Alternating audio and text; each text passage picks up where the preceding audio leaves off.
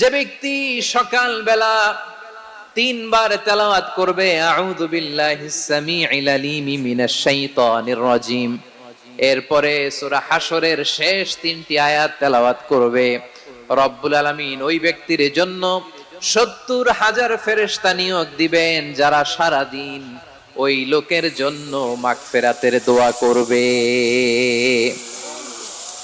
শুধু এখানেই শেষ নয়, বিশ্বনবী ফরমান ওয়া ইন মাতা ফি যালিকাল ইয়াউমি মাতা শাহীদান, ওই দিন যদি ওই ব্যক্তিটা ইন্তেকাল করে সে শহীদ হয়ে কিয়ামতের দিন আল্লাহর সামনে দাঁড়াবে। সকালবেলা যদি পড়েন তিনবার আউযু বিল্লাহিস সামিউল আলিম মিনাশ শাইতানির রাজিম তিনবার পড়ে সূরা হাশরের শেষ তিন আয়াত যদি তেলাওয়াত করেন, তাহলে আপনার জন্য আল্লাহ তাআলা ৭০,০০০ ফেরেশতা নিয়োগ করবে। সারা দিন তারা আপনার জন্য মাগফিরাতের দোয়া করবে।